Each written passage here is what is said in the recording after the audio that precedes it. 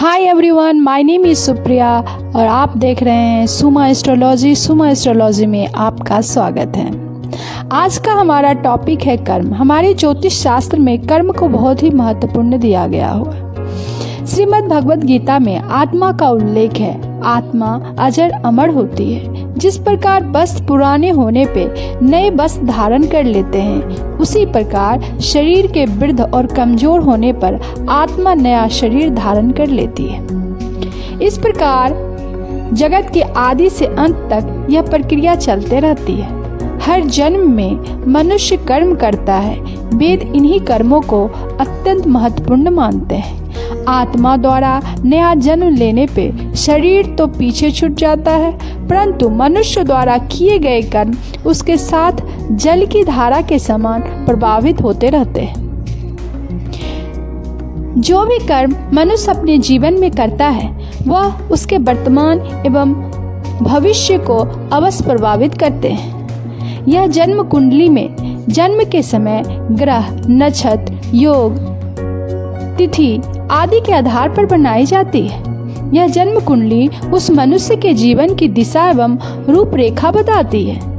इस कुंडली के आधार पर मनुष्य का रूप, चाल चलन, व्यवहार, कर्म, सुख दुख का ज्ञान हो जाता है। जन्म कुंडली में दोष का भी पता चलता है। Birth time, birth date, birth place के आधार पर बनाई गई जन्म कुंडली व्यक्ति के पूरे जीवन काल का विवरण दे देती है। इसमें कुछ शुभ और कुछ अशुभ परिस्थितियां होती है। जिस मनुष्य का जन्म हो रहा या होने वाला है, उसे तो इस जीवन काल में कार्य करना है, किंतु उनकी जन्म कुंडली सब कुछ पहले ही निश्चित कर देती है। इसका क्या कारण हो सकता है? इंडियन फिलॉसफी इस सवाल का जवाब देता है। इंडियन फिलॉसफी के अनुसार आत्मा अजर अमर होती है। मनुष्य केवल शरीर मरता है, परंतु आत्मा सदैव जीवित रहती है। इस आत्मा का मनुष्य के विभिन्न जन्मों में एक शरीर से दूसरे शरीर में कन्वर्ट होता है। आत्मा अपने साथ कुछ नहीं ले जाती, किंतु उस मनुष्य के द्वारा किए गए कर्म उसके साथ जाते हैं। आत्मा की तरह मनुष्य द्वारा किया गया शुभ अशुभ कार्य प्रभाव से भोगना पड़ता है। जिस मनुष्य ने इस जन्म में शुभ कार्य किए हैं, उसको अगले जन्म में उससे शुभ योनि, शुभ परिवार, शुभ योग में जन्म होता है। उसके विपरीत कुकर्म व दुष्कर्म करने वाले लोग अपने अगले जन्म में अशुभ योनि, नीच कुल, दुख विपदाओं का सामना करना पड़ता है। कर्मों को 3 भागों में बांटा गया है: संचित, प्रारब्ध, क्रियामान कर्म। संचित कर्म किसे कहते हैं? संचित का अर्थ होता है जमा।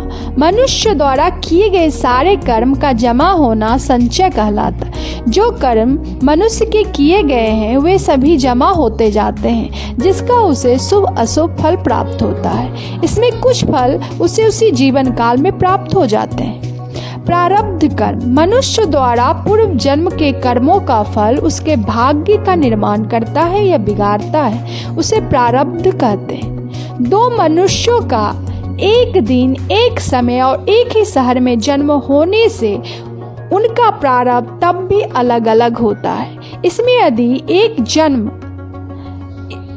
का जन्म अच्छे परिवार में हुआ, तो उसे सारे सुख और ऐश्वर्य उसी क्षण प्राप्त हो जाएंगे और आगे भी प्राप्त होते रहेंगे। इसी प्रकार यदि दूसरों का जन्म किसी नीच कुल में हो, उसका प्रारब्ध या आरंभ ही अशुभ है, अशुभ वातावरण रहेगा, अशुभ संस्कार होंगे, नीच कुल होगा, उसे उठने नहीं देगा। चाहे उसकी जन्म पत्रिका कितनी भी अच्छी क्यों ना हो, उसे अपने पराक्रम और बुद्धि के बल पर ही अपने कर्म को श्रेष्ठ बना पाता है।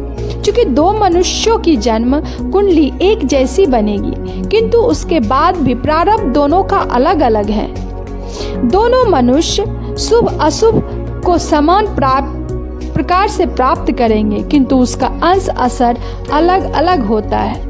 क्रियामान कर्म क्रियामान कर्म क्या होता है? वर्तमान के जीवन में किए जाने वाले क्रियामान कर्म कहलाते हैं। वर्तमान में किए गए कर्म मनुष्य का संचित कर्म बनते हैं। इसमें कुछ का असर उसे तुरंत प्राप्त भी होता रहता है। इनमें से कुछ संचित कर्म बनते मनुष्य का प्रारब्ध बनाते हैं। इस नियम को एस्ट्रोलॉजी में समझने में बहुत बड़ी जानकारी प्राप्त की जा सकती है। मान लीजिए किसी मनुष्य का प्रारब्ध कर्म अधिकतर अशुभ था, तो उसे अशुभ परिस्थितियों का सामना करना पड़ रहा है। परंतु यदि वह अशुभ परिस्थिति में अपने कर्मों को प्रायश्चित करता है तो उसे कुछ हद तक शांति मिलेगी।